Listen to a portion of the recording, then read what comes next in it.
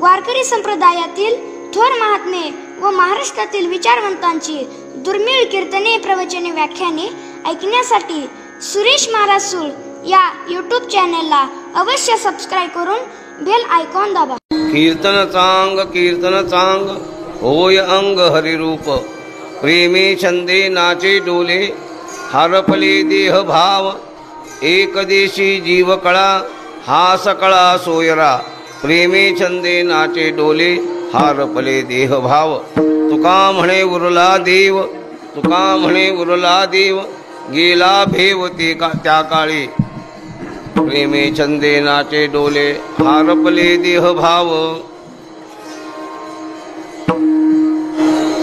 हा सेवेसाठी घेतलेला अभंग जगद्गुरु तुकाराम महाराजांचा असून या अभंगामध्ये जगद्गुरु तुकाराम महाराजांनी कीर्तन भक्तीचं सर्वश्रेष्ठ वैभव प्रतिपादन केले.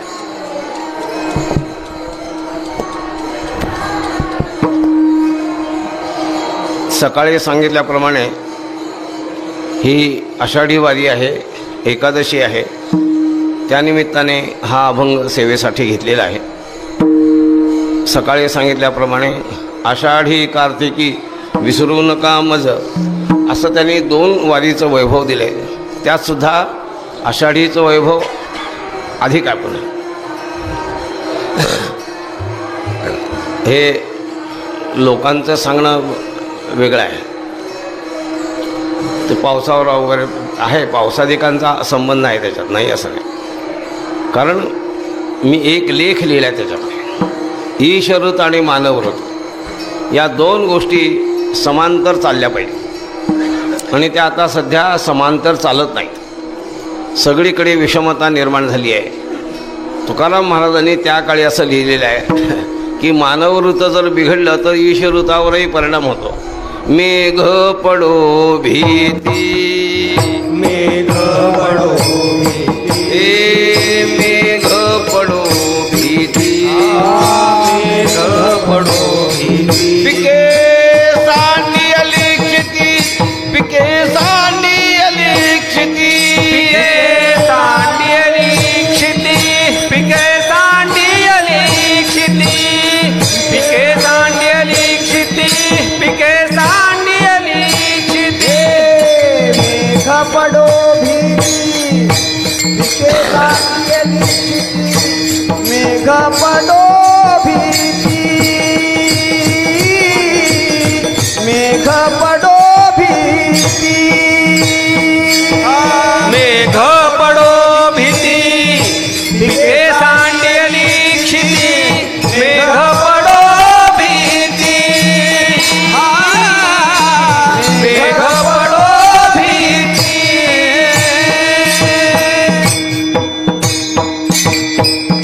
मेघ पडो भीती, पिके सांडी अलिक्षिती. मेघ येतात. 72 सालामध्ये मेघ यायचे, डोक्याला खेटून जायचे, पण पडायचे नाही. पिके सांडी अलिक्षिती, पृथ्वीने पीक द्यायचं सोडून दिलं.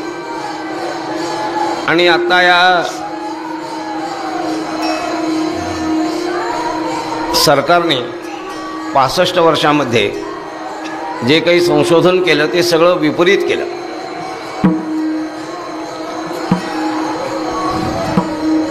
शेती क्षेत्रामध्ये सुद्धा विपरीतता निर्माण झाली. शेतीमध्ये निर्माण करताना सुरुवातीला ही जी आधुनिक रासायनिक खतं आहेत ती भरपूर वापरायला दिली. त्यामुळं भरपूर पीक निघालं आणि ते सगळं निघालं संकरच. म्हणजे पिकंसुद्धा सगळी संकरज झाली. ही वस्त्र सगळी संकरज आहेत. पशुपक्ष्यांचं दूध संकरज आहे. आत्ता ज्या गायी आहेत संकरज, त्या 17-17 लिटर दूध देतात. संकरज धान्य जिथे 1 क्विंटल व्हायचं तिथे 1.5-2 क्विंटल होतं. म्हणजे काय झालं, संख्येची वाढ झाली. संख्येपेक्षा गुणाला विशेष महत्त्व आहे. दूध ही एक गोष्ट मोठी महत्त्वाची आहे. त्याला श्वेतक्रांती असं लोक म्हणतात. तुम्ही जर मुंबईला गेला तर त्या आऱ्याला डेअरी आहे, तिथे दूध आहे, इथं तपासायची रचना आहे, पाणी किती आहे काय अमुक तमुक. तरीसुद्धा हे पावडर दूध घातली जाते. 16-17 वर्षापूर्वी संशोधन झाल्यावर कळलं त्या पावडरीमध्ये ह्या कॅन्सरचे दोष आहेत. खूप होतो. म्हणजे संख्येची वाढ ही गोष्ट वेगळी आहे आणि गुणात्मक वाढ ही गोष्ट वेगळी आहे. काल मी येताना माझी मुलाखत घेतली त्याने. ते भिसे वगैरे दोघं तिघ आले होते. त्यांना सांगितलं आता लोकांच्यामध्ये वारकऱ्यांची संख्या वाढली आहे पण गुणात्मक वाढ नाही. का? त्याचं कारण पूर्वी मी जर अभंग म्हणायला लागलो, एखादं चरण मागे पुढे झालं तर श्रोते सांगायचे, भोसरीकर माऊलीसारखी मंडळी म्हणायचे हा अभंग अमुक आहे म्हणून. म्हणजे पाठांतराची संख्या जी म्हणतात ते लोकांच्यामध्ये नाही आहे. बरं, चाल म्हणण्यामध्ये सांप्रदायिक चालीला सगळा फाटा दिला आहे. ते चोपदार सांगतो हल्ली की सिनेमातल्या चाली म्हणू नका. म्हणजे शुद्ध चाली राहिल्या नाहीत. ब्रह्मलीन द वा पोद्दार यांचा माझा अतिशय स्नेह होता अनेक कारणांनी. मला एकदा ते असं म्हणाले की पूर्वीच्या वारकरी संप्रदायातले जे लोक म्हणणारे होते ते आता आहेत का? तर म्हटलं हो आहेत. कारण म्हणाले पूर्वीचे ज्या चाली आहेत त्या अतिशय चांगल्या आहेत. त्यावेळी टेपची सोय नव्हती पण आता सोय आहे तर तुम्ही करून ठेवा असं मला सांगितल्यामुळं मी काही करून ठेवलं आहे. अजून करून ठेवायचं आहे अजून. तुम्हाला आणखी एक गोष्ट सांग की सिनेमाच्या चाली किंवा आता कोणी नवीन केलेल्या चाली त्याच्या मागे जर रागदारीची बैठक नसेल तर त्या चाली सगळ्या विटून जातात. त्या चालीची खरी गोडी राहत नाही.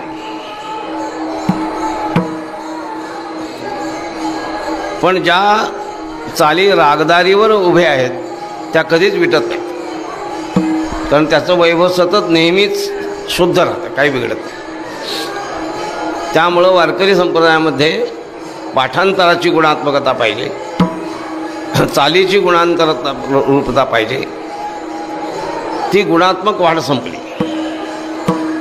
आत्ता आपण जो अभंग घेतला तो कीर्तनाविषयीचा आहे तर त्याविषयी काही थोडं आपलं सांगणं कर्तव्य आहे. वारकरी संप्रदायामध्ये कीर्तनाला फार महत्त्व आहे.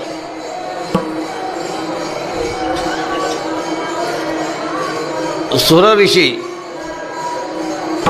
नारद मुनी हे अतिशय उत्तम गायक होते. लक्षात ठेवा, संगीताचे तज्ज्ञ होते. प्रल्हाद तालधारी तो उद्धव हे करतो असेल तो श्लोक आहे संपूर्ण, वाचा तुम्ही. म्हणजे पौराणिक काळातही कीर्तनाची पद्धती अतिशय उत्तम होती आणि ते वारकरी संप्रदायाने जतन करून ठेवलं आहे. आजही थोडे जर आपण फिरलो तर आजही चांगले शुद्ध लोक म्हणणारे आहेत. आपण ते जर जतन करून ठेवायचं ठरवलं तर हे वृक्षांतरमध्ये रूपांतर होईलच. म्हणजे ते स्थिर स्वरूपाचं राहील. किंबहुना त्याचा एक अल्पसा प्रयत्न म्हणून मी जुन्या चाली त्या सीडी करून ठेवली आहेत आणि त्या सीडी इथे विक्रीला तयार आहेत. हे आमचे टाकळकर त्यांनी हे अतिशय प्रयत्नाने केलं आहे आणि बरंच त्यांनी करून ठेवलं आहे.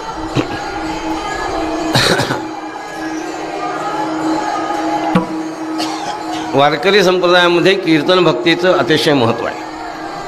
मी आत्ता सांगितल्याप्रमाणे पुराणामध्ये या थोर लोकांची यादी आहे.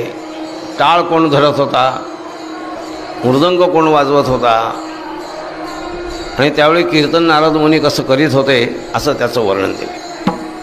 कीर्तन ही संस्था आहे. संस्था आहे म्हणजे संस्था आहे, संस्था नाही आहे. कारण संस्था म्हणजे आता न संस्था आहे ते संस्था आहे. तो न जो आहे तो फिरवायचा. संस्था ह्या शब्दाचा अर्थ आहे सम्यक सद्गुणांची संस्कारांची स्थापना. कीर्तन ही संस्था आहे. कीर्तनाबद्दलचे नियम आहेत, कीर्तनाविषयीच्या घटना आहेत. म्हणून कीर्तन ही संस्था असल्यामुळं त्याची पहिल्यांदा घटना आहे. त्या घटनेप्रमाणे कायदे आहेत आणि त्या कायद्याचे रूपाने असणारे रूल्स ज्याला म्हणतात, नियम ज्याला म्हणतात, ते पण आहेत. आणि असं या वारकरी संप्रदायाचं वैभव पूर्वी दिलेलं आहे, कीर्तन संस्थेबद्दल दिलेलं आहे. किंवा एक अभंग या कीर्तन संस्थेकरिताच आहे, सगळाच्या सगळा अभंग त्याच्याकरता. त्या कीर्तन संस्थेमध्ये एक प्रतिपाद्य विषय काय असावा, कीर्तन केल्यानंतर ऐकणाऱ्या श्रोत्यांच्या हृदयामध्ये काय त्याचा परिणाम व्हावा, त्याचे फल काय निर्माण व्हावेत, अशी यादीची यादी दिलेली आहे. आणि त्या यादीपासून आपण फार दूर चाललो आहोत. एकच आहे की थोडा जर आपण प्रयत्न केला आणि डोकं चालवलं तर अजूनही चांगल्या संस्काराचे लोक एकत्र आहेत. दोष आपल्यामध्ये असा आहे की हे एकत्र येत नाहीत. शाप आहे आपल्याला कारण आपली संख्या फार मोठी आहे. म्हणजे आत्ताच्या सांख्यिक पद्धतीने जरी बघितलं तरी आपली संख्या मोठी आहे. मग आपल्यामध्ये दोष काय? आपल्यामध्ये दोष असा आहे की संख्येने जरी आपण मोठे असलो तर आपली एकरूपता नाही. हिंदूमध्ये एकरूपता नाही आहे फार. मुसंडे बघा, एक निघे इस्लाम खतरे म्हटले धावत पडत सगळे.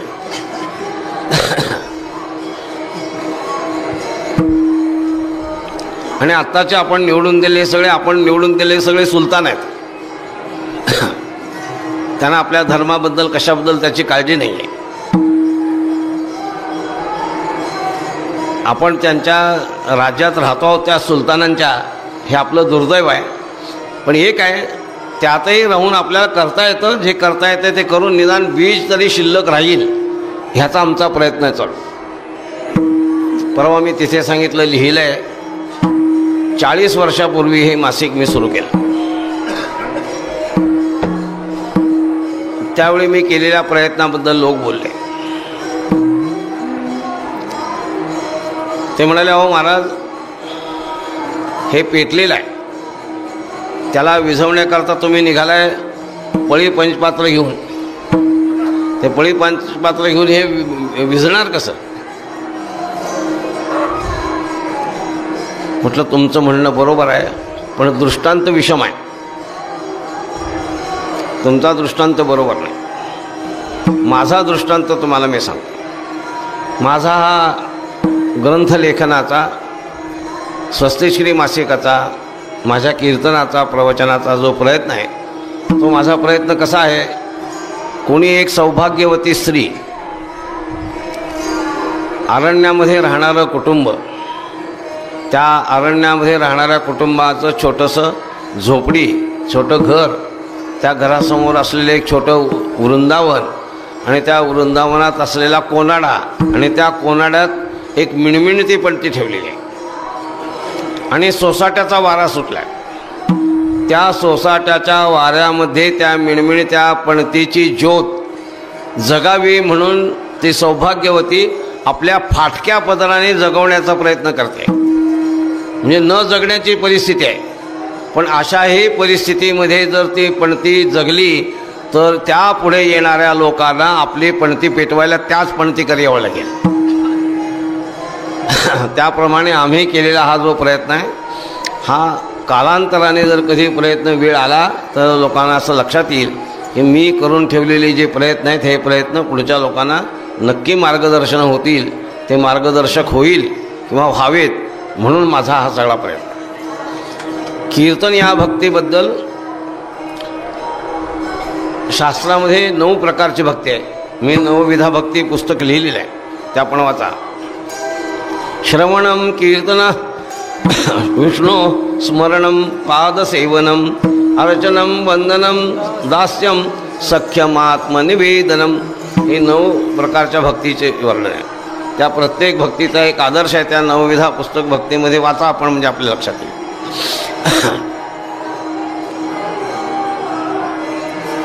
पूर्वी इथे रंगनाथ महाराज गोकुळाष्टमीचा उत्सव संपला म्हणजे दुसरा सुरू करायचे. तर पहिला उत्सव संपला म्हणजे पुढच्या उत्सवामध्ये काही प्रवचनं काही कीर्तन असं सगळं आहे.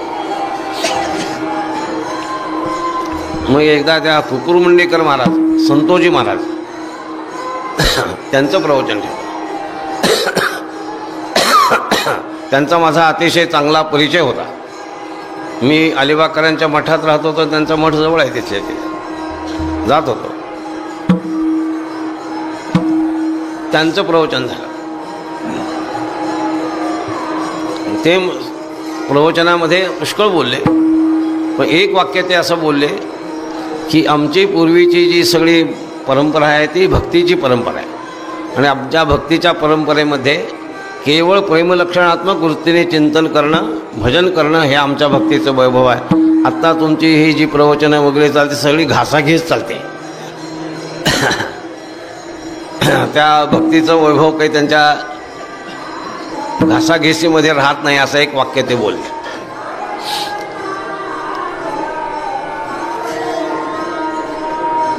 कीर्तनाचं वैभव कितीही काल गेला तरी नष्ट होणार नाही. मी आत्ता सांगितल्याप्रमाणे पूर्ण नष्ट कधीच होणार नाही. बीज म्हणून कुठे का होईना पण शिल्लक राहीलच, आणि जिथे शिल्लक राहील तिथून वृक्ष होईल, भरपूर त्याचं रूप. कारण या सृष्टीच्या ओघामध्ये चढ उतार हे होतच राहतात. दादांनी असं एक वाक्य लिहिलंय, हा संपूर्ण जगाचा प्रवाह रूपाने अनादी आहे. पहिले संत मरतात, दुसरे संत येतात. पहिले चोर जातात, दुसरे येतात. पहिले व्यभिचारी लोक येतात, दुसरे येतात. सगळ्यांची परंपरा चालली. रावणाची परंपरा चालू आहे, रामाची परंपरा चालू आहे, विभीषणाची परंपरा चालू आहे, कैकेयीची परंपरा चालू आहे. काही विचारू नका. मंथरेची परंपरा चालू आहे. आता हे जे आपले राजकारणातले लोक आहेत ना, ते नावं इथं सांगत नाही, पण तुम्ही थोडं चिंतन करा. ज्या महिला गादीवर आहेत त्या कोणी मंथर आहेत आणि कोणी काही काही आहेत. ते नावं घ्यायचं हे ठिकाण नसल्यामुळं मी घेत नाही एवढं. कुछ तुम समझे और कुछ हम समझे. ठोबार कुमाई, ठोबार कुमाई, ठोबार कुमाई, ठोबार कुमाई, ठोबार कुमाई, जगद्गुरु तुकाराम महाराज या अभंगामध्ये कीर्तन भक्तीचं महत्त्व सांगतात. आणि कीर्तन भक्तीचं महत्त्व आरंभापासून शेवटवेळी थोडं आपण जर डोळे विवेकाचे उघडून बघितले तर आपल्याला सगळं दर्शन या अभंगामध्ये घडेल, अशी रचना तुकाराम महाराजांनी केलेली आहे.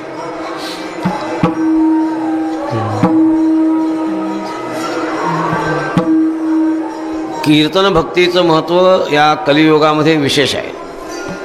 कलवतत हरिकीर्तनात, कलियुगामध्ये हरिकीर्तनाचं महत्त्व आहे असं संतांनी सांगून ठेवले, व्यासमुनींनी सांगून ठेवलेलं आहे. त्यामुळं कीर्तन भक्तीचं महत्त्व कमी होणार नाही. एकच आहे, ते शुद्ध स्वरूपात कसं राहील त्याचा ज्याला ज्याला अवगत आहे त्याने त्याचा प्रयत्न करायचा. एकट्याने हे जगणार नाही, पण कुठेतरी जगवणं आपलं काम आहे. जनप्रबोधनाची जी अनेक साधनं आहेत त्यामध्ये कीर्तन हे एक जनप्रबोधनाचं साधन आहे. मी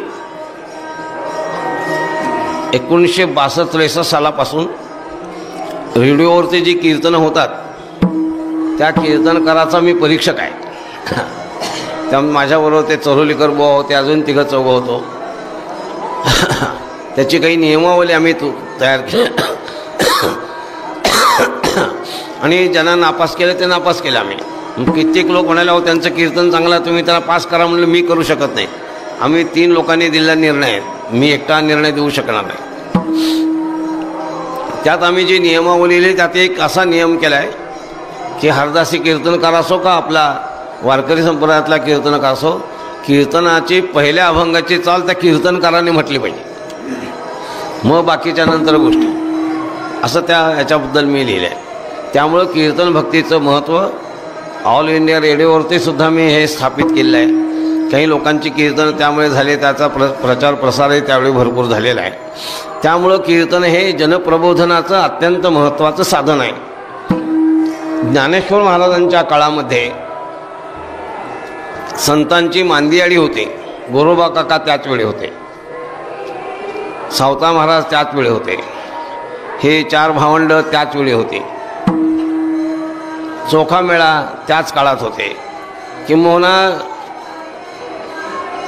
ईश्वरनिष्ठांची मांदियाळी त्याच वेळी होती, किंबहुना ब्रह्मदेवाने सृष्टी रचना करीत असताना या काळामध्ये ही संतांची मांदियाळी यावी म्हणून बुद्धी पुरस्सर रचना करून केलेली आहे. पुन्हा ज्ञानेश्वर महाराज होणार नाहीत, पुन्हा निवृत्तीनाथ होणार नाहीत, पुन्हा निळोबा महाराज होणं शक्य नाही, ध्यानात ठेवा. कारण त्याला मूल्य जो असतो त्याला तेच मूल्य असतं, त्याचं दुसरं मूल्य होऊ शकत नाही. आपलं परमभाग्य असं आहे की आपण मराठी भाषिक आहोत. आपल्या मराठी भाषेमध्ये औपनिषदिक तत्त्वज्ञान पहिल्यांदा आणण्याचा प्रयत्न श्रीमंत निवृत्तीनाथ आणि ज्ञानेश्वर महाराजांनी केलेला आहे. हे आपलं परमभाग्य आहे. दादा, तात्या, गुरुजी हे सगळे लोक काय म्हणायचे की आम्हाला उपनिषद ऐकायचे आहेत, आम्हाला ब्रह्मसूत्र ऐकायचं आहे, पण तुकाराम महाराजांच्याद्वारे, नाथ महाराजांच्याद्वारे, माऊलींच्याद्वारे, निळोबा महाराजांच्याद्वारे आम्हाला ऐकायचं आहे. ही खरी पद्धती आणि त्या पद्धतीचं विशेष महत्त्व आहे. किंबहुना या संप्रदायामध्ये सगळ्या भारतामध्ये संत झालेले आहेत, पण महाराष्ट्रात जास्त संत झाले आहेत. ही त्यातल्या त्यात विशेष महत्त्वाची गोष्ट आहे. ज्ञानेश्वर महाराजांनी आपल्या स्वतःच्या मातृभाषेचा सोज्वळ स्वाभिमान लिहून ठेवला आहे. माझा मराठाचे बोल कौतुके, अमृता तेही पैजा जिंके, ऐसी अक्षरे रसिके मेळवीन, अशी प्रतिज्ञा केली आणि ते सार्थ पण करून दाखवले. त्यामुळं जनप्रबोधनाचं साधन म्हणजे कीर्तन आहे. कीर्तनामध्ये तालस्वरादिकांचा संबंध आहे, पाठांतराचा संबंध आहे, शास्त्राचा संबंध आहे. त्या तुम्ही गोष्टी लक्षात ठेवा. आणि कीर्तनाचं अंतिम फल ब्रह्मात्मिक ज्ञानपूर्वक मनुष्य कृतार्थ व्हावा, जीवनमुक्तीला मनुष्य प्राप्त व्हावा, हे या कीर्तनाचं वैभव आहे. नामसंकीर्तनापासून सगळ्या कीर्तनाचं फल जीवनमुक्ती हे त्याचं फल आहे. आपल्या संप्रदायामध्ये चातुर्मासात जेव्हा मी इथे राहत होतो त्यावेळी इथे चर्चा नेहमी चालायची. त्यात जीवनमुक्तीबद्दल वाद भयंकर, बाकीच्याबद्दल वाद नाही, पण जीवनमुक्ती शब्द निघाला की सगळे मठाधीचे कीर्तनकार प्रवचन सतत आरडाओरडा जिकडे तिकडे चालायचा. म्हणजे जे श्रवण करणारे श्रोते त्याच्यामध्ये ती गोष्ट प्रसिद्ध असायची. तुकाराम महाराजांचा या भक्तीबद्दल अभंग आहे. एक गावी आम्ही विठोबाचे नाम आणि कापे काम नाही आता, मोडोनिया वाटा सूक्ष्म दुस्तर, केला राज्यभार चाले ऐसा, लावणी मृदंग श्रुती टाळ घोष, सेवू ब्रह्मरसावडीने. शेवटचं चरण आहे. तुका म्हणे महापातकी पतित होती. आणि दुसरा पाठ आहे ऐसियाचे हित हेळा मात्र. दोन्ही पण आपल्या परंपरेमध्ये सगळे लोक ऐसियाचे हित हेळा मात्र हे मानित नाहीत, जीवनमुक्ती हे मानतात. त्याच्याबद्दल वृत्ती प्रभाकरात 8व्या प्रकरणात स्वतंत्र एक प्रकरण लिहिलेलं आहे की जीवनमुक्ती मानली पाहिजे, त्याशिवाय संप्रदाय राहणं कधीही शक्य नाही. ही त्यात विशेष महत्त्वाची गोष्ट.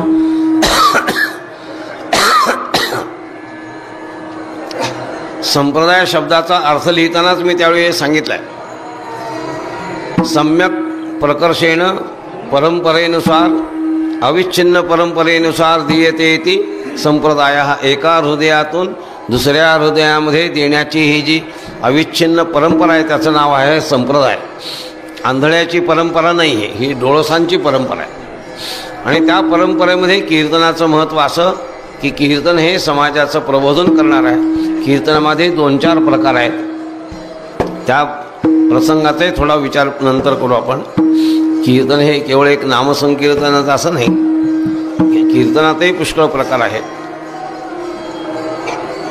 तर त्या कीर्तन 4ही प्रकारच्या कीर्तनाला मनामध्ये घेऊन जगद्गुरू तुकाराम महाराज प्रस्तुत सेवेसाठी घेतलेल्या अभंगामध्ये आपल्याला उपदेश करतायत. कीर्तन चांग कीर्तन चांग कीर्तन चांग कीर्तन चांग कीर्तन चांग कीर्तन चांग कीर्तन चांग कीर्तन चांग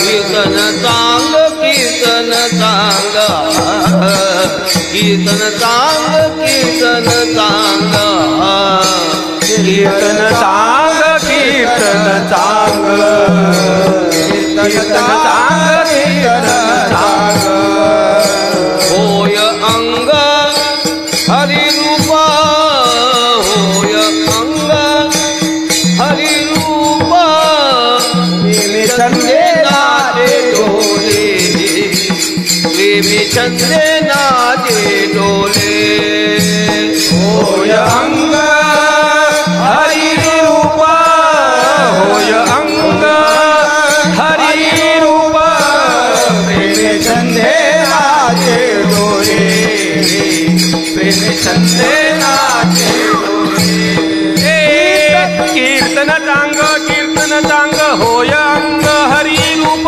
प्रेमे छंदे नाचे डोले हे प्रेमे छंदे नाचे डोले कीर्तन चांग होय अंग हरिरूप प्रेमे छंदे नाचे डोले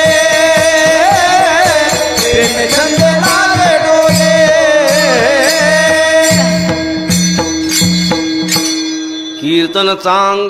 कीर्तन चांग होय अंग हरिरूप शब्दाच्या प्रक्रियेप्रमाणे बरेच अभंग आहेत तुकाराम महाराजांचे की त्या प्रत्येक अभंगामध्ये दोन दोनदा उच्चार केला. देव चतुर देव चतुर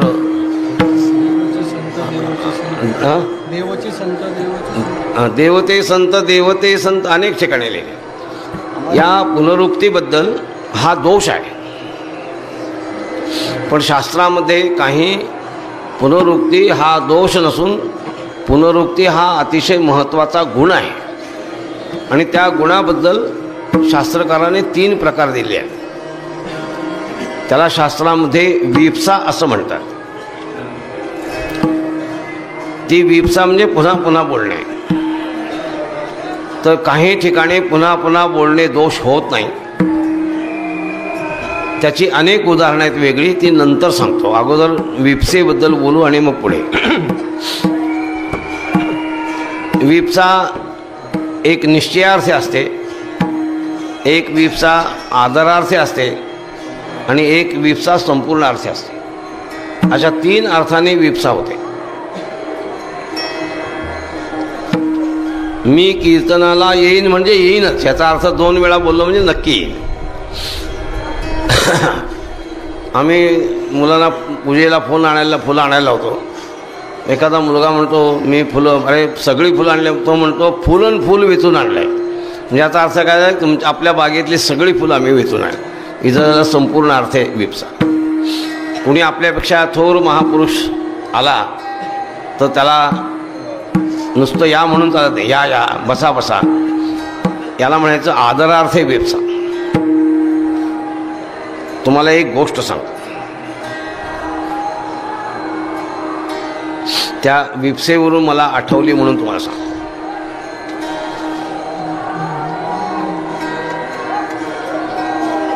वेदामध्ये स्वराचं महत्त्व आहे.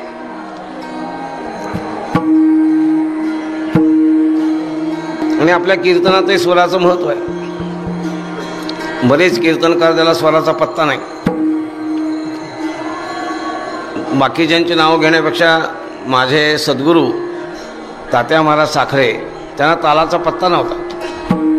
त्यामुळे ते विणा घ्यायचा आणि मृदंगाला लावायचं, एवढंच मला माहिती आहे. याशिवाय आम्हाला काय माहिती आहे. बरेच कीर्तनकार त्यांना तालस्वराचा पत्ता नाही. ते टाळकऱ्यांनी सगळं सांभाळायचं, कीर्तनकारांनी काही. पण खरं कीर्तनकाराला तालस्वराचं ज्ञान असलं पाहिजे.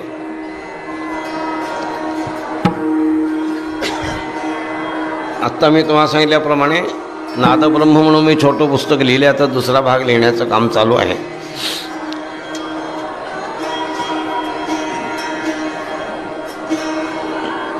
तीन प्रकारे विपसा होते. इथे जगद्गुरु तुकाराम महाराज दोनदा म्हणतात, कीर्तन चांग, कीर्तन चांग. इथे निश्चयार्थे विपसा आहे. कीर्तन चांगलं आहे, निश्चयाने कीर्तन चांगलं आहे. आणि कीर्तन ही सेवा असल्यामुळं आदरार्थे पण आहे. कीर्तनाविषयी आदरबुद्धी व्यक्त करण्याकरताही त्याच्यामध्ये विपसा आहे. संपूर्ण अर्थे नाही आहे, पण दोन विपसा या सांगण्यामध्ये आहे. कीर्तन हे निश्चयाने चांगलं आहे. निश्चयाने चांगलं असण्याची कारणं आहेत. ह्या कीर्तनाचं जे साधन आहे ते चांगलं आहे आणि कीर्तनाचं अंतिम जे फल आहे ते चांगलं आहे आणि त्याचे अनुष्ठान करते जे आहेत ते पण चांगले आहेत. हे सगळे मिळून चांगले म्हणून त्याचं नाव आहे कीर्तन चांग, कीर्तन चांग.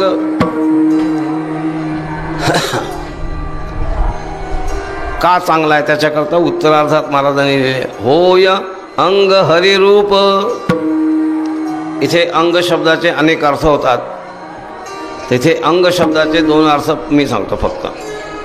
पहिला अर्थ अंग, याचा अर्थ शरीर, आणि अंग या शब्दाचा अर्थ आहे स्वरूप. होय अंग हरिरूप, हे शरीर हरिस्वरूप होतं. हे कीर्तनाचं वैभव आहे. मीच सांगतो असं नाही, बरेच अभंग आहेत. एक अभंग आहे ते मी तुम्हाला म्हणून सांगतो.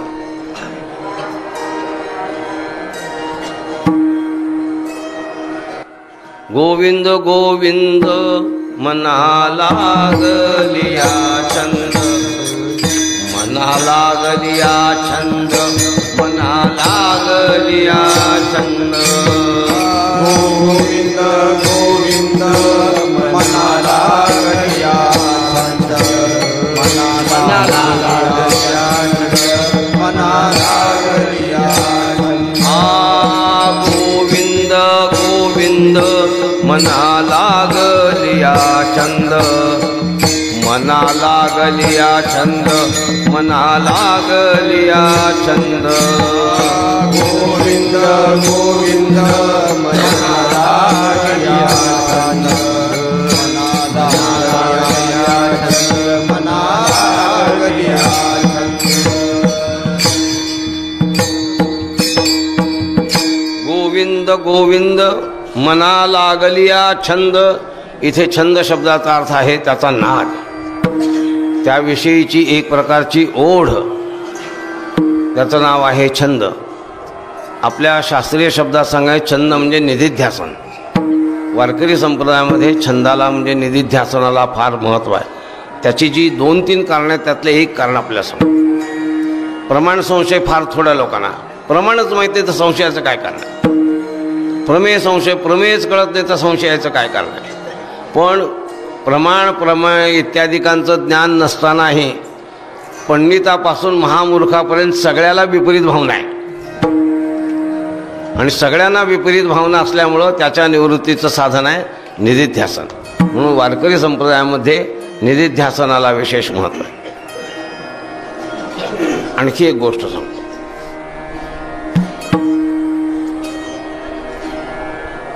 मी माझ्या योग्यतेकरता सांगतो असं नाही, काही निमित्तानं सांगतो.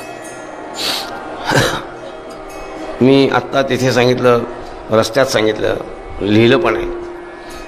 1962 सालापासून पुणे विद्यापीठ आणि नागपूर विद्यापीठामध्ये PhDचा मी परीक्षक आहे आणि आता कवी कुलगुरू कालिदास विश्वविद्यापीठ रामटेक तिथे डिलीट पदवीचा मी परीक्षक आहे.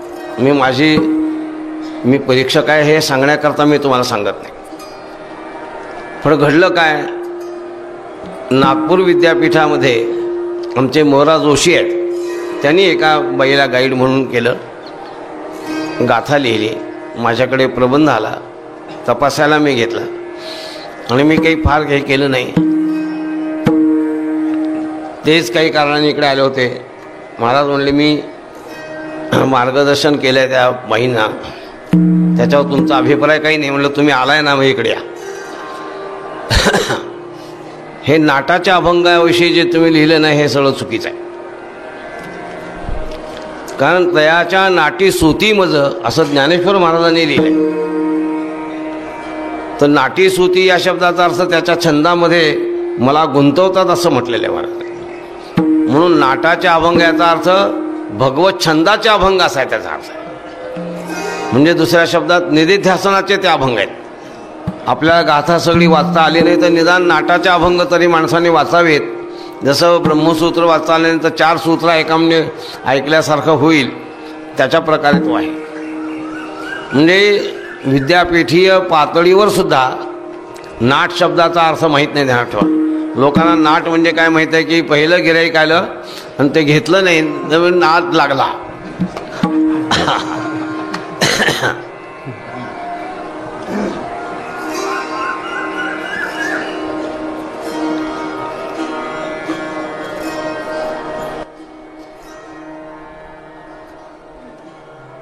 गोविंद गोविंद मना लागलिया छंद, त्याचा उत्तरार्ध किंवा पुढच्या चरणात असं म्हटलंय, मग गोविंद ते काया, मग गोविंद ते काया, मग गोविंद ते काया, मग गोविंद ते काया. भेद नाही देवात या, भेद नाही देवात या, गोविंद ते काया, मग गोविंद ते काया. भेद नाही देवात या, भेद नाही देवात या, मग गोविंद ते काया, मग गोविंद ते काया. मग गोविंद ते काया, भेद नाही देवात या, मग गोविंद ते काया, मग गोविंद ते काया. गोविंद ते काया, भेद नाही देवात या, मग गोविंद ते काया, मग गोविंद ते काया.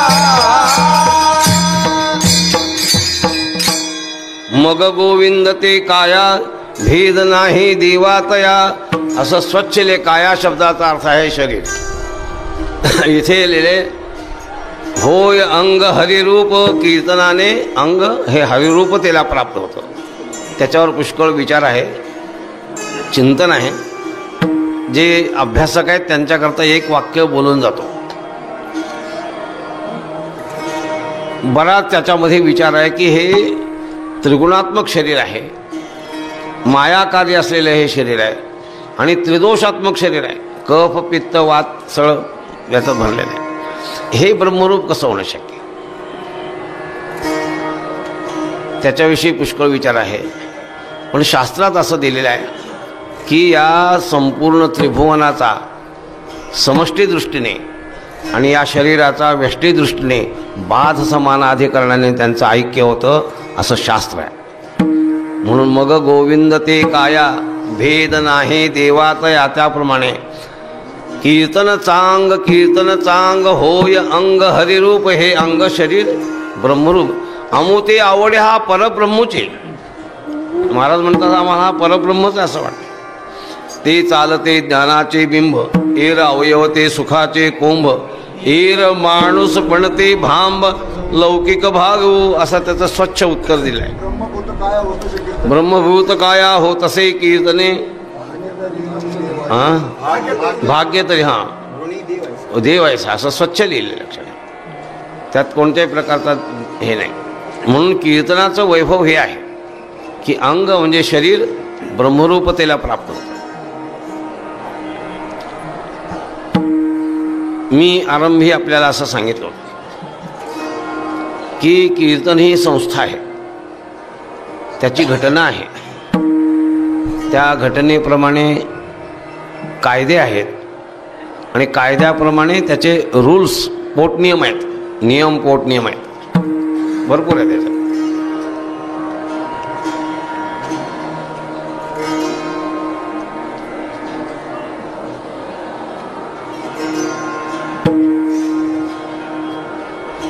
शरीराला ब्रह्मरूपता प्राप्त होते. होय अंग हरिरूप, हरिरूपतेला हे प्राप्त होतात.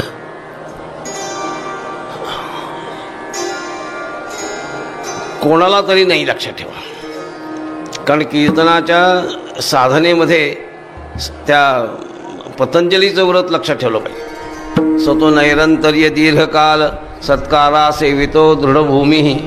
आपली जर भूमी अंतःकरणाची पक्की व्हावी असं वाटत असेल तर त्याच्याकरता सतो नैरंतर्य, त्याला निरंतरता पाहिजे, दीर्घकाल असला पाहिजे आणि त्या साधनेविषयी आपली आदरबुद्धी असली पाहिजे. तुम्ही मोठे मोठे गायक बघा, काही मुसलमान गायक आहेत,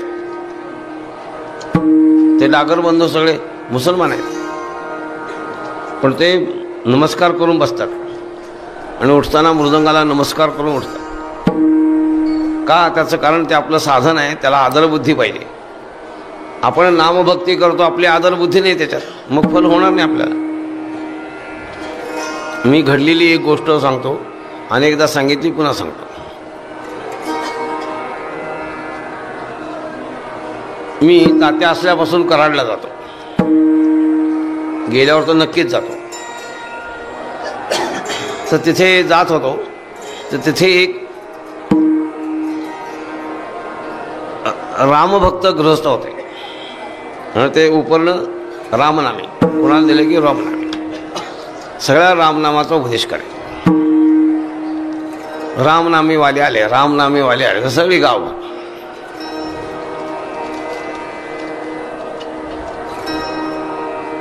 योगायोगासाठी त्यांना आजार आला आणि ते आजारी पडले. तर त्या सगळ्या गावातले लोक येऊन त्यांना भेटून गेले, सगळ्याला रामनामाचा उपदेश केला, सगळ्यांची आदरबुद्धी केली सगळे. त्याच गावातले आमचे रावगणनाथ धोपाटे हे वकील, हे गेले, सगळे गेले, तसे हे गेले.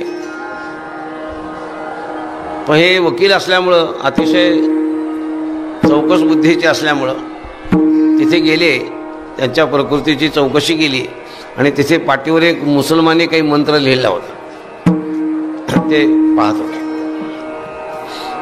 ते रावगणनाथ धोपाटे म्हणाले, का हो तुम्ही हे काय ठेवलं?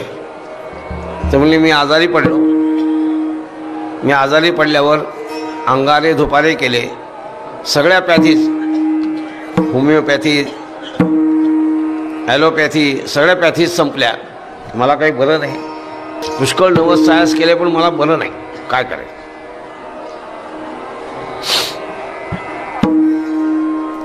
काय शरीराचा स्वभाव कमी जास्त होत राहतं. आता मला पडसं येतं, सारखं पडसं येतं. ते आमचे काय त्यांचं नाव घैसास, त्यांच्याकडे गेलो. ते आरंभापासून माझे आमचे निपाणीकरांच्या करता मी तिथे गेलो. महाराज म्हणले, तुम्हाला पडसं सता येतं? म्हणलं, हो येतं. काय उपचार केला? म्हणजे काही उपचार केला आहे तसा. तुम्ही आता निपाणीकर गुरुजींचं झालं, तुम्हाला तपासतो. तपासलं त्याने तुमच्या शरीरात कोणताही दोष नाही. मग पडसं काय येतं? ते म्हणले, महाराज मी एकंदर चिंतन केलं, तुम्ही गावोगाव कीर्तनाकरता फिरता आणि गावोगाव फिरत असल्यामुळं जागच्या ठिकाणचं पाणी तुम्ही पिता, त्या जागेच्या पाण्याच्या पिण्याचा परिणाम असं की तुम्हाला पडसं येतं. मग तुम्ही कीर्तन करायचं सोडा म्हणजे हा रोग निवृत्त होईल. वा, छान उपाय सांगितला. विठोबा रखुमाई,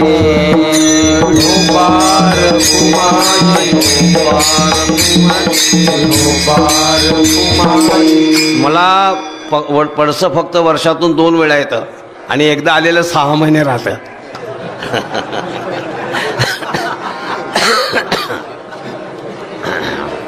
काय करणार त्याला?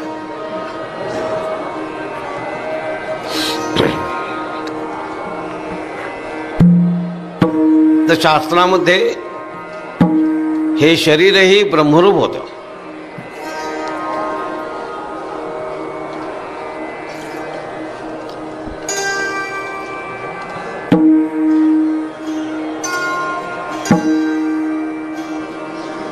त्यांना शरीराविषयीचा कोणताही संबंध राहत नाही.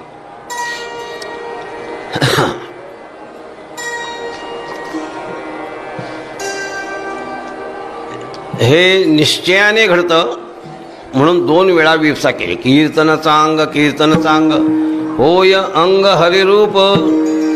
आणि हे करीत असताना मी आपल्याला सांगितल्याप्रमाणे सतुनैरंतर्य दीर्घकाळ सत्कारा सेवितो दृढभूमी, त्या सत्काराचा म्हणजे आदराचा जो भाग आहे त्या आदराच्या भागाचा वेगळ्या रीतीने खुलासा करण्याकरता दुसऱ्या चरणामध्ये जगद्गुरु तुकाराम महाराज सांगतात. प्रेम चंदनाचे डोले,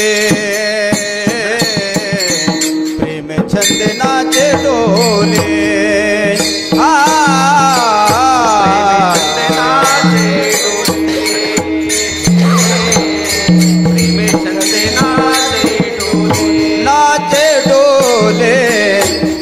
चंदनाचे डोले, प्रेम चंदनाचे डोले, प्रेम चंदनाचे डोले, चंदनाचे डोले, प्रेम चंदनाचे डोले, हर पल देह भाव, हर पल देह भाव, हर पल देह भाव, हर पल देह भाव, प्रेम चंदनाचे डोले, प्रेम चंदनाचे डोले, हर पल देह भाव, हर पल देह भाव, हर पल देह भाव, हर पल देह भाव, प्रेम चंदनाचे डोले, प्रेम चंदनाचे डोले, प्रेम चंदनाचे डोले, प्रेम चंदनाचे डोले,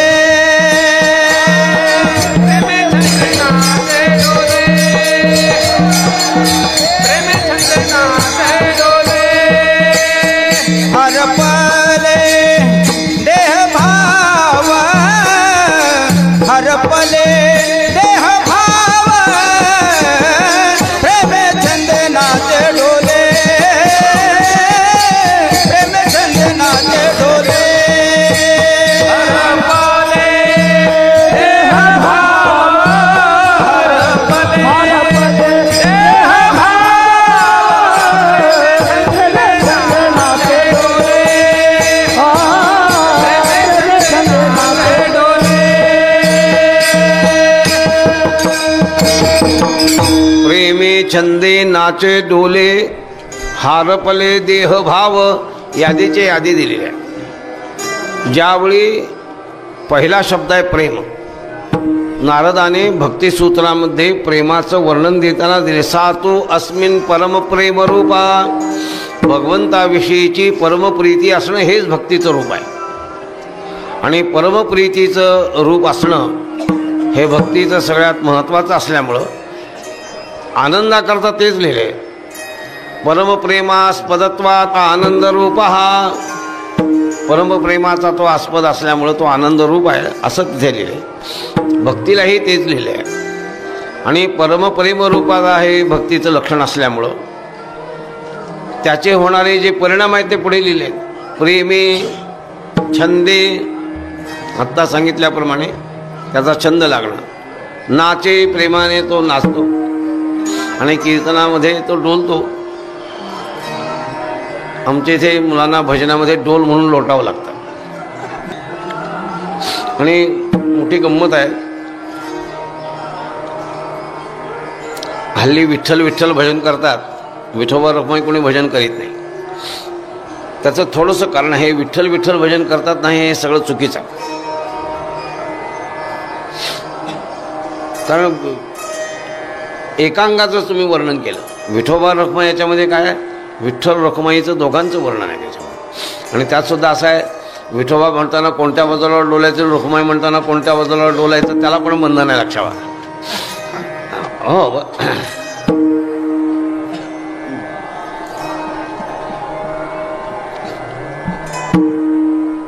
विठोबा म्हणताना डावीकडे गेलं पाहिजे आणि रखुमाई आला की उजवीकडे आला पाहिजे, कारण समोर विठ्ठल रुक्मिणी असं समजून आपण डोललं पाहिजे. आणि शास्त्र असं आहे की ज्यावेळी मनुष्य आनंदाने मग्न होतो त्यावेळी त्याला तो न कळत आलेला डोल असतो, ध्यानात ठेवा. ठरवून सांगून जर डोलला ना तर तो डोला होईल मुसलमानाचा. हाय तो झुला खेळणार आहे. तर कालच त्यांचा ईद झालं ना.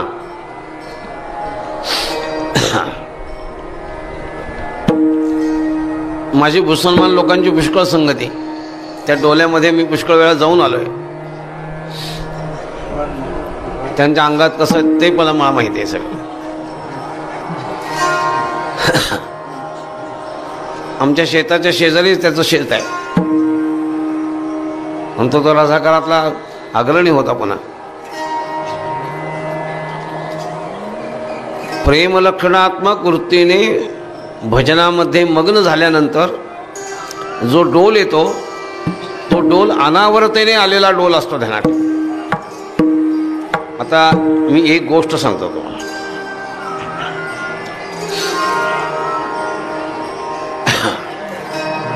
ती गोष्ट अशी आहे,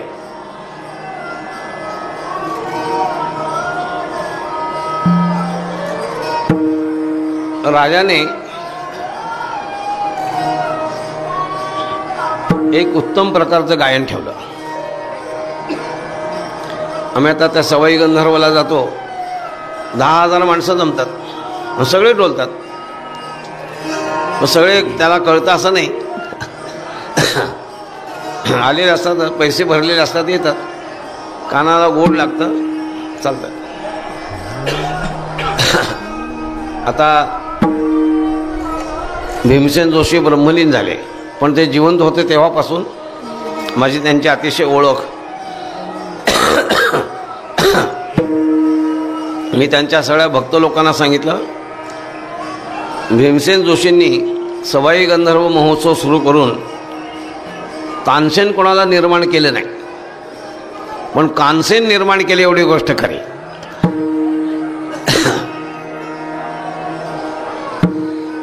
ज्यांना तालस्वर कळत नाही ना कुठेही डोलतात.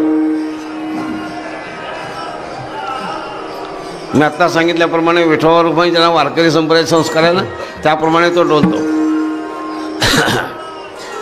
पण अनावरतेने तो डोल आला पाहिजे. आनंदाचा हृदयामध्ये अंकुर अभिव्यक्त झाला की न सांगता शरीरामध्ये डोल येतो, लक्षात ठेवा. मनाच्या आनंदे आवडीने, मनाच्या आनंदाने आवडीने ती गोष्ट घडली पाहिजे. तर प्रेमलक्षणात्मक वृत्तीमध्ये तो अनावरतेने डोल येतो. त्या हे वादक असतात त्यावेळी, तर त्याच्यामध्ये 2 गोष्टी महत्त्वाच्या आहेत. एक गोष्ट आहे सम आणि एक गोष्ट आहे काल. सम आणि काल या 2 गोष्टी त्याच्यातल्या महत्त्वाच्या आहेत. कालाला महत्त्व दुय्यम आहे, पण समेला महत्त्व सगळ्यात आहे.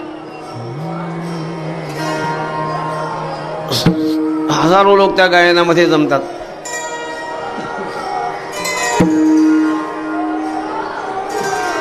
खरा गायक कोण कसं कळणार.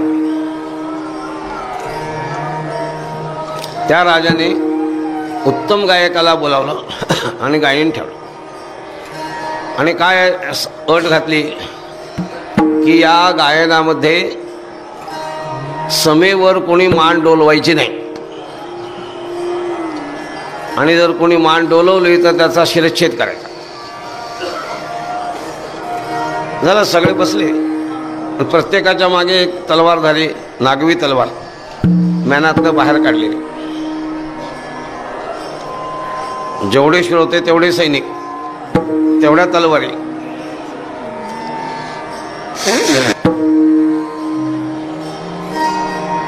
तेवढ्या लोकांमध्ये एक खरा गायक जातीमान तिथे गेला. तो त्या गायनाला बसला. आणि गायनाला बसल्यानंतर त्या गायकाच्या मागे तलवार होतीच.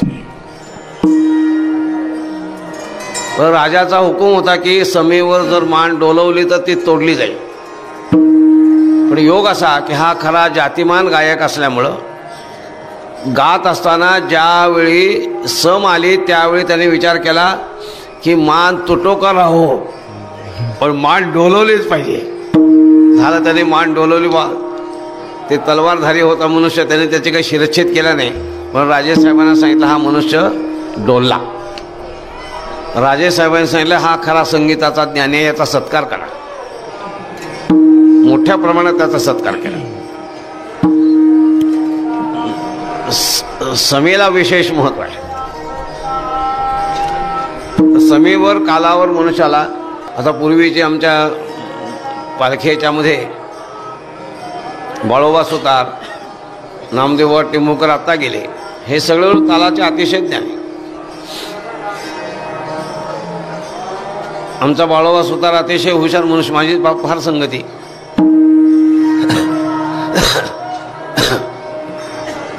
रंगनाथ महाराजांना उभं राहून इथे कीर्तन करावं लागायचं माऊलींच्या मंदिरात.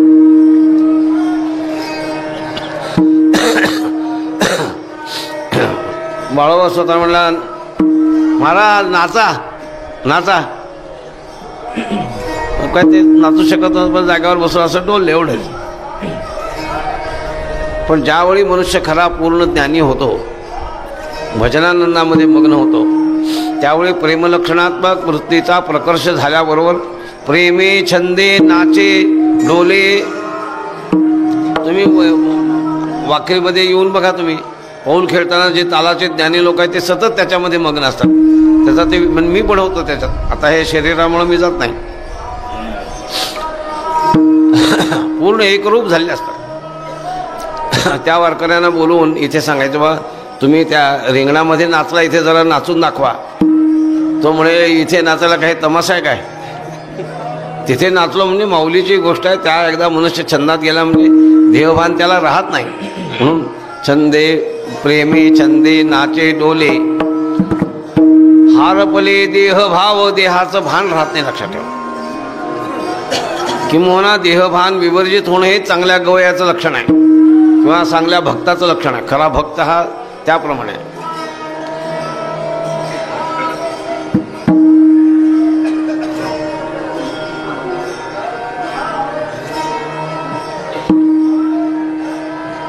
वेळ संपलाय, काय करायचं?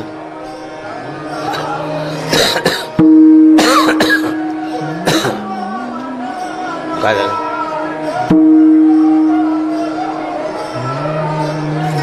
सव्वा सात झाले ना? हां, मग केव्हा संपवायचं?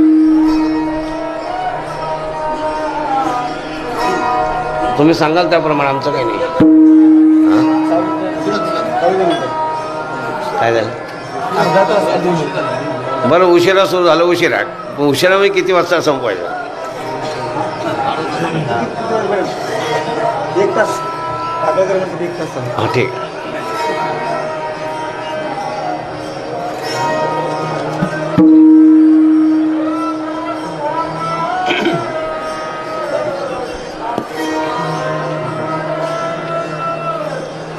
भजनानंदामध्ये कीर्तनामध्ये जर मनुष्य मग्न झाला तर खरोखरीच प्रेमे छंदे नाचे डोले, बरोबर, हारपले देहभाव.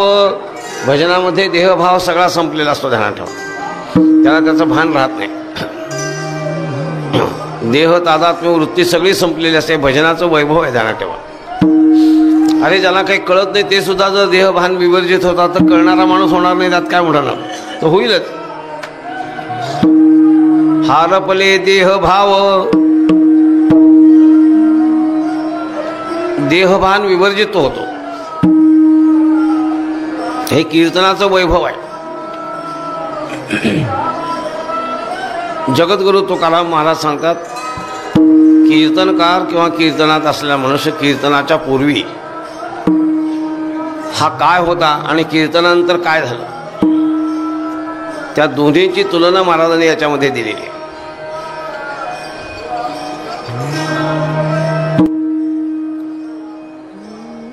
एकादेशी जीव कळा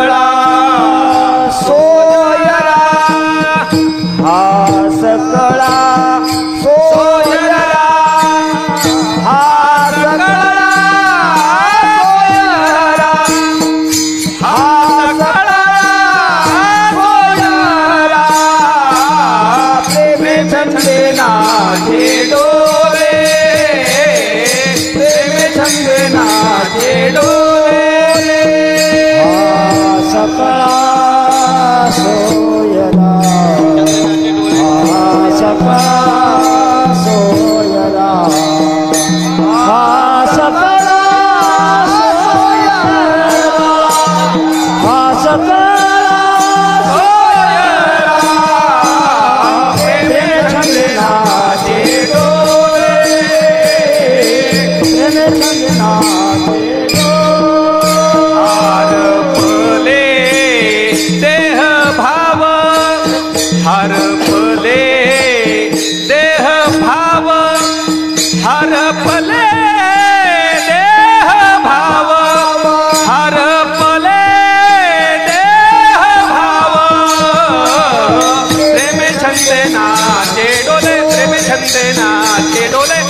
छंदे नाचे डोले हार पले देह भाव हार पले देह भाव हार पले देह भाव हर पले देह भाव प्रेमे छंदे नाचे डोले प्रेमे छंदे नाचे डोले प्रेमे छंदे नाचे डोले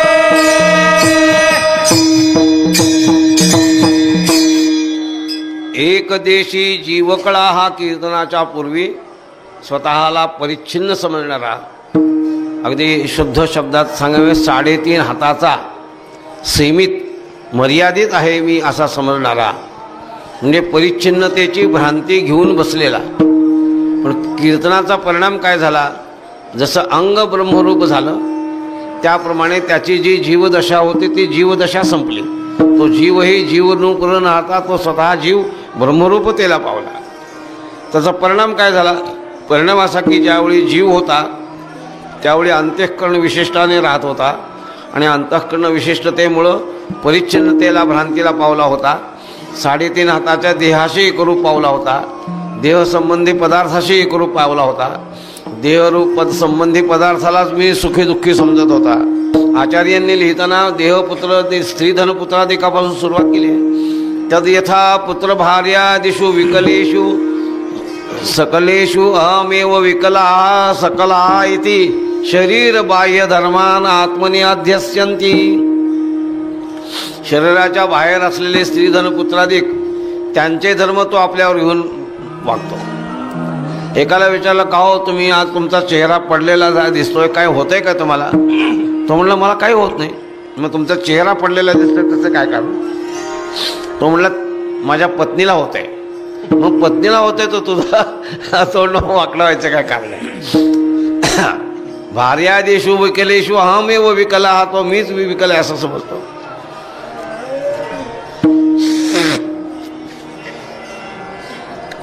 याचं नाव आहे एकदेशी जीवकळा. आता परिणाम काय झाला की आता मन विक्षेपादी दोष निवृत्त झाल्यानंतर श्रवण मननादी सगळ्या साधनांच्या नंतर श्रोत्रिय ब्रह्मनिष्ठ महापुरुषांच्या सद्गुरूंच्या उपदेशाने तत्वमस्यादी महावाक्याचा ज्यावेळी उपदेश होतो त्या उपदेशाचा परिणाम असा, आदौ ब्रह्माहमस्मित्यनुभव उदिते खलविदं ब्रह्म पश्चात होईल झाला अंगे देव जो आपण. होईल झाला अंगे देव जो आपण. होईल झाला अंगे देव जो आपण. होईल झाला अंगे देव जो आपण. तयासी हे जन अवघे देव. तयासी जन अवघे देव. तयासी होईल अंगे झाला देव जो आपण. होईल झाला अंगे देव जो. होईल झाला अंगे देव जो आपण. होईल झाला अंगे देव जो आपण. तयासी हे जन अवघे देव. तयासी हे जन अवघे देव. तयासी हे जन अवघे देव. त्याचंच भाषांतर आहे. होईल झाला अंगे देव जो आपण. तयासी हे जन अवघे देव.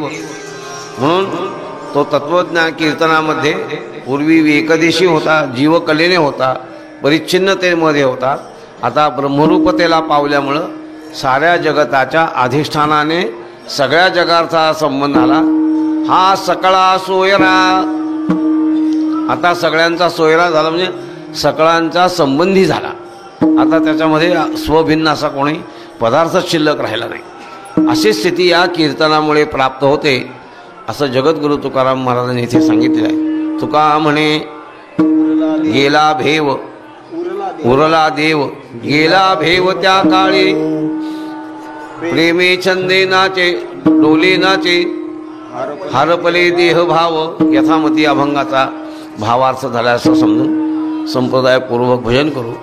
आणि उरलेल्या काळामध्ये काही राहिलेले विषय आणि काही आत्ता काही प्रसंगाने लक्षात येतील ते हे सांगून आपल्याला आजची सेवा पूर्ण करायची आहे. तेव्हा संप्रदायपूर्वक सगळ्यांनी भजन करायचं आहे. मी मध्ये थांबण्यापेक्षा ज्यांना कोणाला हात नसतील आणि ज्यांना कोणाला जिव्हा नसेल त्याच्याबद्दल माझी अजिबात तक्रार नाही, पण ज्यांना कोणाला आहे त्या सगळ्यांनी आमच्या या संप्रदायपूर्वक भजनामध्ये सक्रिय सहभागी व्हायचं आहे. विठोबा रखुमाई,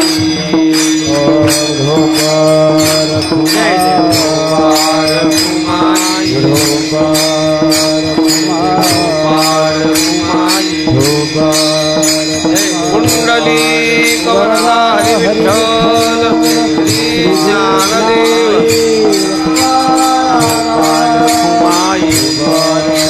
कुंडली कवरधारी विठ्ठल श्री ज्ञानदेव.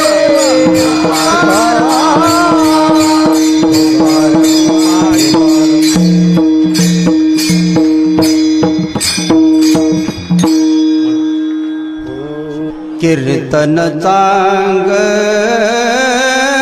कीर्तन चांग, कीर्तन चांग, कीर्तन चांग,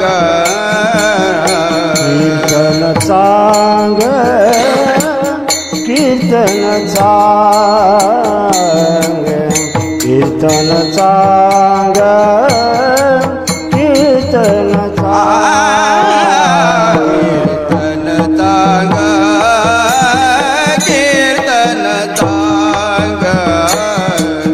कीर्तन चांग, कीर्तन चांग, कीर्तन चांग, कीर्तन चांग. होय अंग हरि रूप, होय अंग हरि रूप, होय अंग हरि रूप, प्रेमे छंदे नाचे डोले, प्रेमे छंदे नाचे डोले. होय अंग हरि रूप, होय अंग हरि रूप, होय अंग हरि रूप, प्रेम छंदे नाचे डोले, प्रेम छंदे नाचे डोले. कीर्तन चांग, कीर्तन चांग, कीर्तन चांग, कीर्तन चांग, कीर्तन चांग, कीर्तन चांग, कीर्तन चांग, कीर्तन चांग. होय अंग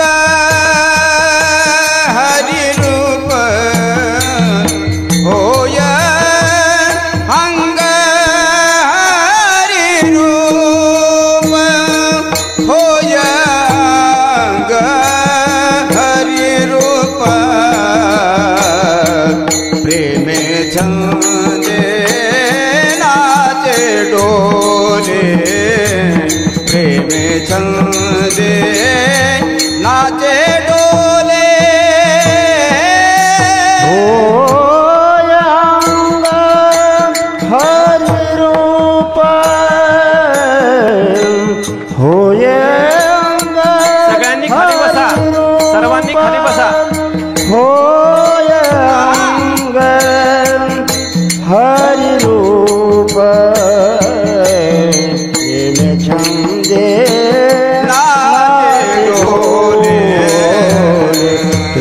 समझे नाथ दो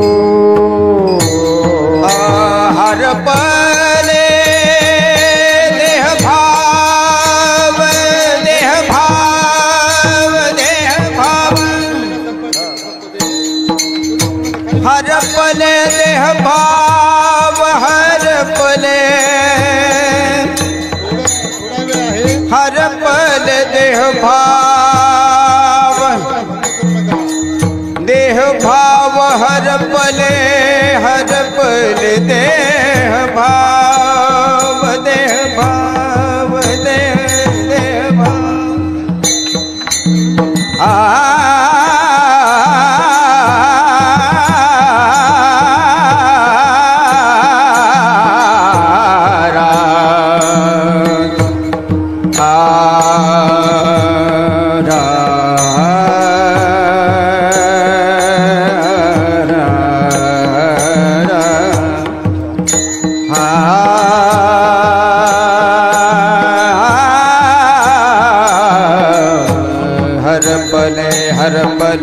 हर पले देह हर पले देह भाव देह भाव देह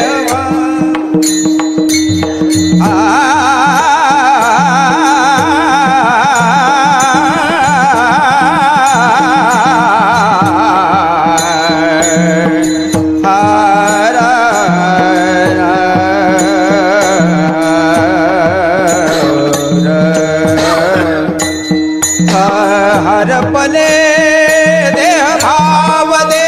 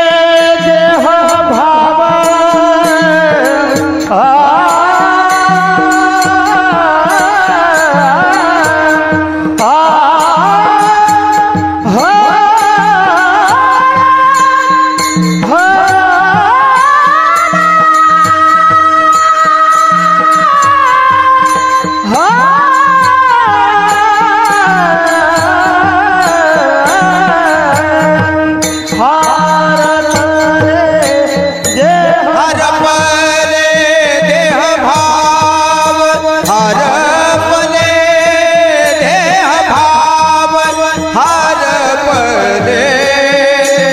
भाव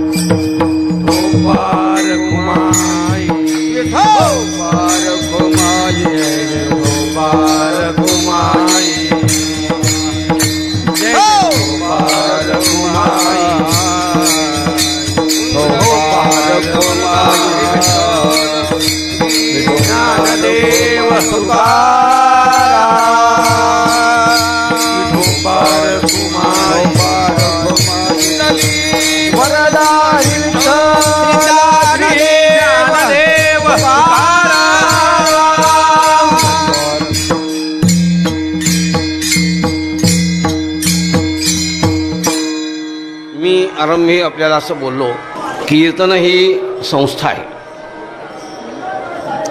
ही वैदिक संस्था आहे. पुराण कालामध्ये याचं काय वैभव होतं ते मी तुम्हाला थोडक्यात सांगितलं.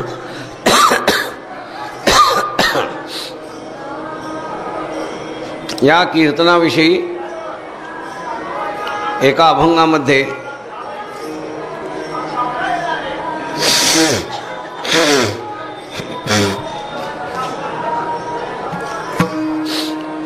सम्यक संस्था असल्यामुळं कोणत्या विषयाचं प्रतिपादन करावं, कीर्तनाचं शेवटी फल काय असावं अशा सगळ्या गोष्टी त्यामध्ये दिलेल्या आहेत. कीर्तनामध्ये अद्वैत ब्रह्मज्ञान तर सांगावंच. कृष्ण विष्णू हरी गोविंद या नामाचे निखळ प्रबंध. पण पुढे काय लिहिले? माझी, पण मधून मधून आत्मचर्चा आणि ती उदंड. हे आपल्या वारकरी संप्रदायाच्या कीर्तनाचं वैभव आहे. त्यासाठी एक अभंग लांबलचक आहे, त्यातले 1-2 चरण म्हणतो मी आणि मग बाकी. सगुण चरित्रे परम पवित्रे सादर वर्णावी, प्रेम भरे वैराग्याच्या संत वृंदे मनोभावे आधी वंदावी, संत संगे अंतररंगे नाम बोलावे, कीर्तन रंगी देवासन्निध सुखे डोलावे. असं स्वच्छ लिहिले, लक्षात ठेवा. त्याच्याकरता पुढे असं लिहिले की कीर्तनाचं फल काय असावं? जेणेकरून मूर्ती ठसावी अंतरी श्री हरी,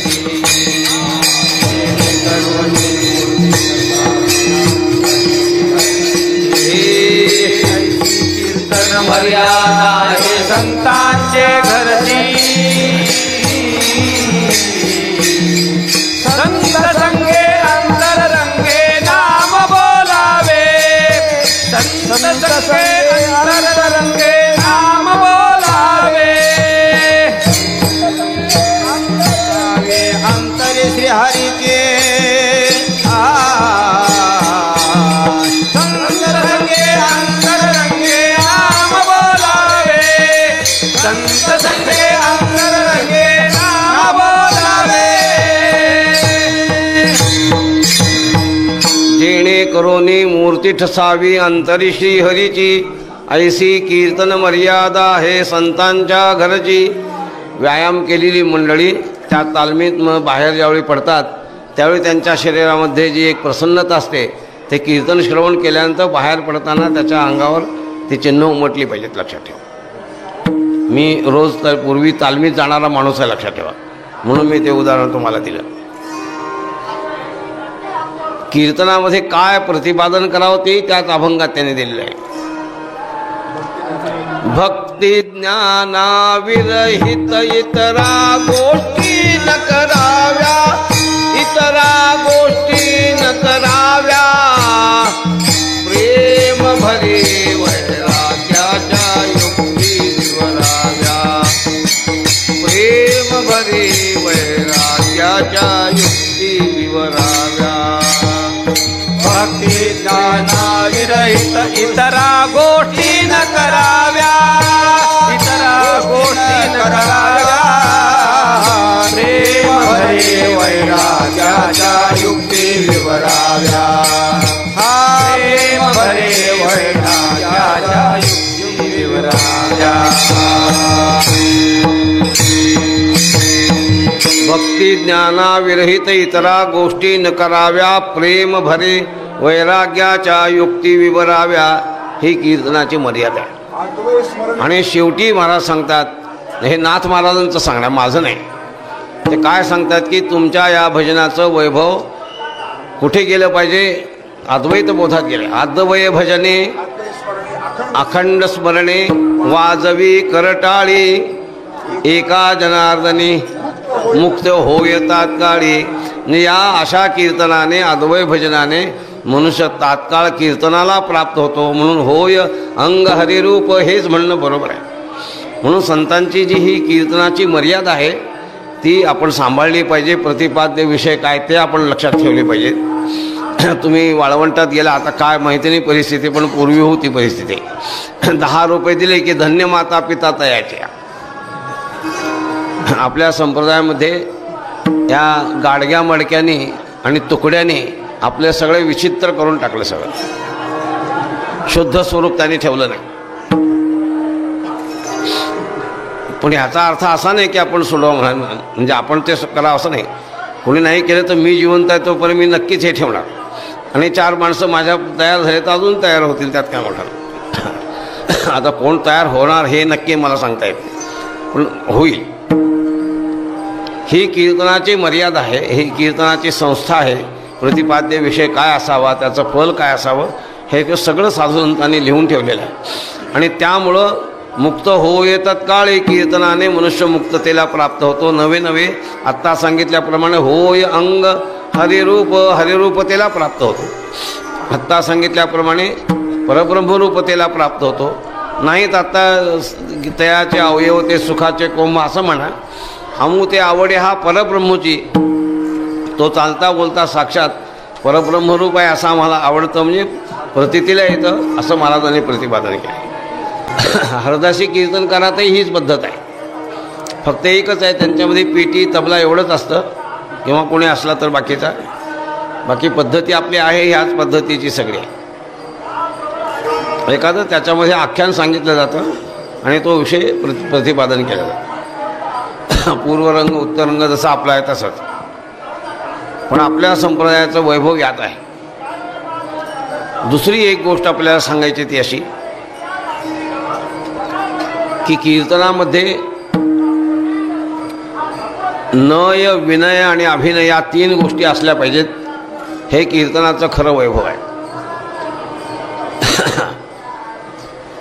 कीर्तनामध्ये नय असला पाहिजे. नय शब्दाचा अर्थ आहे सिद्धांत. औपनिषदिक सिद्धांत मुख्य आणि सिद्धांत कक्षा अनेक, म्हणून कीर्तनामध्ये मुख्य वेदांत औपनिषदिक सिद्धांत असावा आणि त्या सिद्धांताला उपसिद्धांत असलेले ते त्याच्यामध्ये प्रतिपादन करावेत. याचं नाव आहे नय. त्याच्यामध्ये असला पाहिजे. सिद्धांताची त्याच्यामध्ये गोडी असली पाहिजे. कीर्तनाचं आम्ही वर्णन करतो. कीर्तन बरी कीर्तन झालं. वाजवणाऱ्याला ताल कळत नव्हता आणि म्हणणाऱ्याला स्वर कळत नव्हता. कीर्तन बरी कीर्तन झालं म्हणजे काय झालं? काहीच झालं. कीर्तनामध्ये विनय असलं पाहिजे. त्याचं कारण कीर्तनकार हा स्वतः विद्वान असला पाहिजे. विद्या विनयेन शोभते. विद्या ही नेहमी विनयाने शोभत असते, लक्षात ठेवा. अन्य कशानेही शोभत नाही. विनयाचा शेवट कुठे आहे? ते म्या पाया पडून सोडविले. येथे वाचारण परिहारात खरा विनय. विनयाचा शेवट तिथे आहे. नुसतं आपलं भेटल्यावर हस्तिदंती करणं याला विनय म्हणायचं नाही. वस्तू मात्री नमूची आवडी याचं नाव विनय. भक्ती ते नमन हे ज्याला म्हणतात ते त्याच्यामध्ये महत्त्वाचं. प्रत्येक पदार्थाला पाहिल्यानंतर पदार्थाच्या अधिष्ठानाची प्रतीती व्हावी ही त्या बोधातली खरी मुख्य स्थिती आहे. याचं नाव आहे विनय.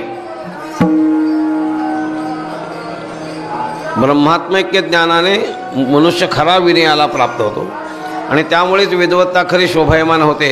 एरवी तिला विशेष प्रकारची शोभा राहत नाही. म्हणून नय पाहिजे, विनय पाहिजे आणि जेवढा विषय समजुतीकरता अभिनय पाहिजे तेवढाच अभिनय असला पाहिजे. अधिक अभिनय होता कामा नये. पण आता कीर्तनामध्ये नयाचा उल्लेख होतो. विनयाची केवळ नक्कल केली जाते आणि अभिनय मात्र भरपूर असतो. आता त्या बाईचं नाव आडनाव फक्त मला माहिती आहे. त्या बाईचं आडनाव आहे जोशी. तर त्या एका कीर्तनामध्ये हे त्या बाई गेल्या होत्या. त्या काय म्हणाल्या की हे कीर्तनकारांनी इतके अभिनय केले की एखाद्या तमासगिराला शोभत नाही तेवढे अभिनय त्यांनी कीर्तनामध्ये केले. असं मुंबईमध्ये केले म्हणून मला त्या बाईने सांगितलं. तिचं नाव, गाव, पत्ता आमच्या त्या सुनीताजवळ आहे सगळं. अभिनय किती जितका आवश्यक आहे तेवढाच अभिनय असला पाहिजे. अधिक अभिनय असण्याची आवश्यकता नाही. बोध होईल ह्याच्यापेक्षा जास्त जायचं नाही. एवढ्या गोष्टीने संपन्न. आणि आता या अभंगाच्या शेवटच्या चरणामध्ये अद्वय भजने, अखंड स्मरणे. भजन अद्वैताचं पाहिजे, स्मरण अद्वैताने केलं पाहिजे आणि वाजवी करटाळी, हाताने टाळी वाजवली पाहिजे. हे विशेष महत्त्वाची गोष्ट आहे ध्यानात ठेवा. कारण कर्मेंद्रियामध्ये सुद्धा ते आलं पाहिजे. वाहे रंगी टाळी नाचे न उदास. वाहे रंगी टाळी नाचे न उदास. वाहे रंगी टाळी नाचे न उदास. वाहे रंगी टाळी नाचे न उदास. हे देई हातात पाया दुख. हे देई हातात पाया. हे देई हातात पाया. वाहे रंगी टाळी नाचे न उदास. वाहे रंगी टाळी नाचे न उदास. वाहे रंगी टाळी नाचे न उदास टाळी नाचे न उदास दी हातात पाया सुख हातात पाया हातात पाया त्या हातापायाला सुद्धा ते सुख झालं पाहिजे, लक्षात ठेवा. पायालाही सुख झालं पाहिजे, हातालाही सुख झालं पाहिजे. कारण प्रत्येक इंद्रियाला प्रार्थना केल्या महाराजांनी. काय? घेई घेई माझे वाचे गोड नाम विठोबाचे, डोळे तुम्ही घ्या रे सुख, पहा विठोबाचे मुख, कान माझ्या विठ्ठलाचे गुण, मना तेथे धाव घेई जे पायी, हां नको सोडूया केशवा, असं त्या मनाला आणि इंद्रियाला विनवावं लागतं, लक्षात ठेवा. आणि विनवत विनवत विनवत दीर्घकाल, जर आत्ता सांगितल्याप्रमाणे सतू नैरंतर्य दीर्घकाल सत्कारा सेवितवाडी अशी स्थिती होऊन अद्वय भजनामध्ये येऊन जर हाताने करटाळी वाजवून त्याच्यामध्ये जर तो मग्न होईल तर त्या मग्नतेचा परिणाम असा तुका की म्हणे उरला,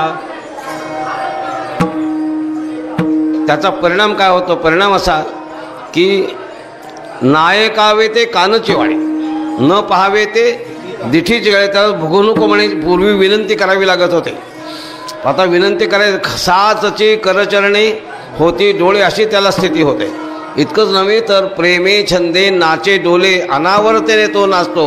आत्तापर्यंत तो भक्ती करीत आला, प्रयत्न करीत आला, साधक दशेमध्ये आला आणि साधक दशेमध्ये केलेल्याचा परिणाम पूर्ण ब्रह्मात्मैक्य बोध झाल्यानंतर सुद्धा तो का म्हणतो? माझी मजा झाली, माझी मजा झाली, अनावर वाचा, अनावर वाचा, अनावर वाचा. माझी मज झाली, माझी मज झाली, माझी मज झाली, अनावर वाचा, अनावर वाचा, अनावर वाचा. माझी मज झाली, माझी मज झाली, माझी मज झाली, अनावर वाचा, अनावर वाचा, अनावर वाचा. माझी मज झाली, माझी मज झाली, माझी मज झाली, अनावर वाचा, अनावर वाचा, अनावर वाचा. माझी मज झाली, छंद या नामाचा घेतला से,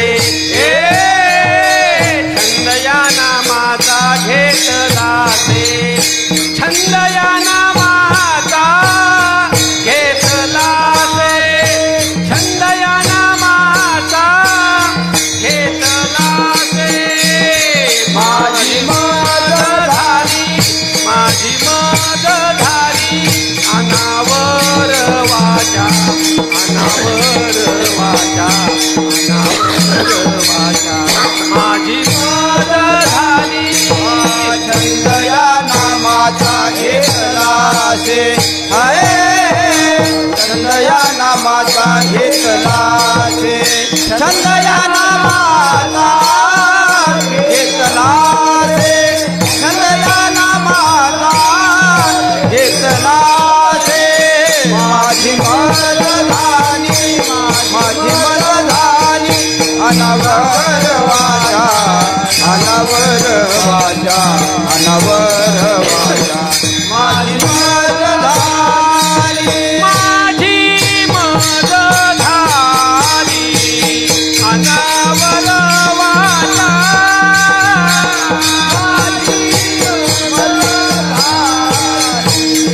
अनावर वाचा. छंद या नामाचा घेतला से, छंद या नामाचा घेतला से.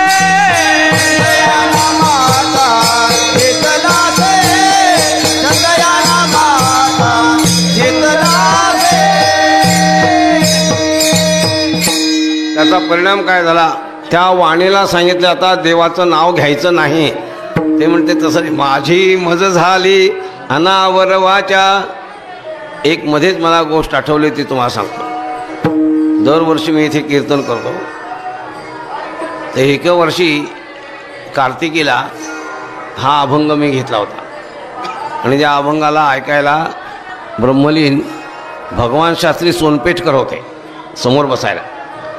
आणि हा अभंग सगळा झाल्यानंतर ते इतके प्रसन्न झाले, कारण ते सगळे अद्वैताचे अभ्यासक असल्यामुळं, दादांच्या ह्याच्यामध्ये तालमी तयार झालेल्या असल्यामुळं, राजेश्वर शास्त्रांच्या तिथे तयार झालेले असल्यामुळं सगळ्या दृष्टीने ते संपन्न होते. ते आमच्या तात्यांच्यासारखंच, तालस्वराचा पत्ता नाही. बाकी शास्त्रामध्ये त्यांच्यासारखं कोणी नाही. मी एवढ्याकरता आपल्याला सांगितलं की तत्त्वज्ञानानंतरही माझी मज झाली अनावर वाचा, छंद या नामाचा घेतलासे.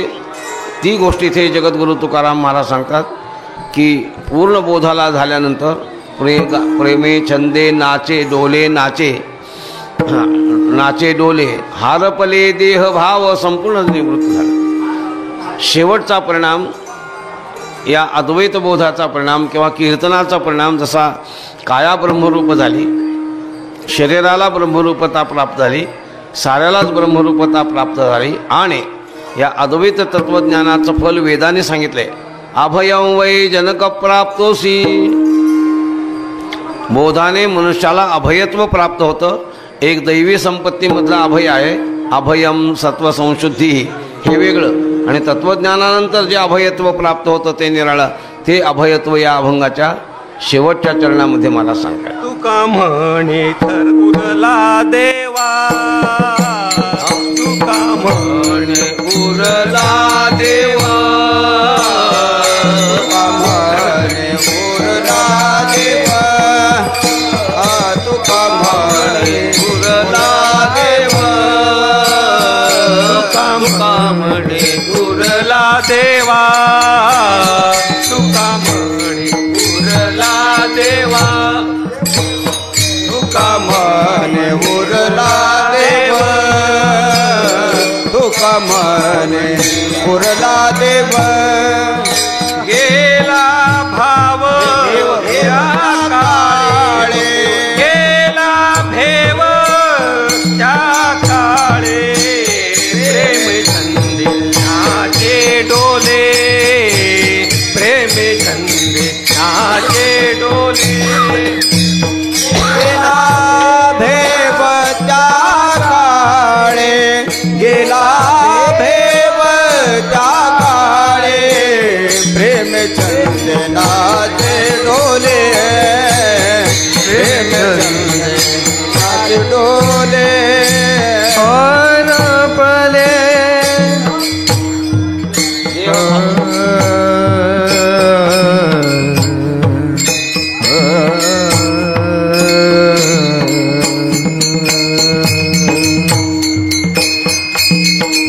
हरपले देह भाव.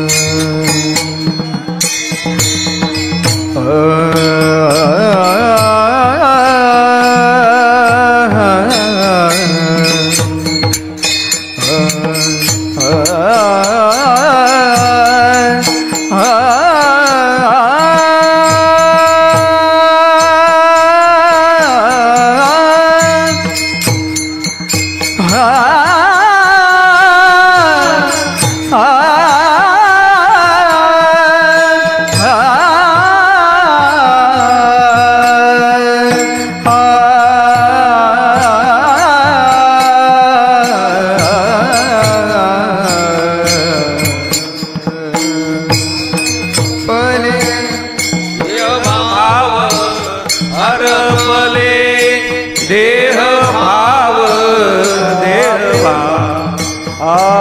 प्रेमे छंदिनाचे डोले, प्रेमे छंदिनाचे डोले. यथामती अभंगाचा भावार्थ आणि विस्ताराने काही अर्थ होता तो आपल्या पुढे मांडला आहे. इथे झालेली सेवा या हरिदिने रुक्मिणी प्राणसंजीवन पांडुरंगाच्या चरणी आणि सद्गुरूंच्या चरणी समर्पित करून आपण इथे थांबूया. ज्ञानेश्वर माऊली तुकाराम.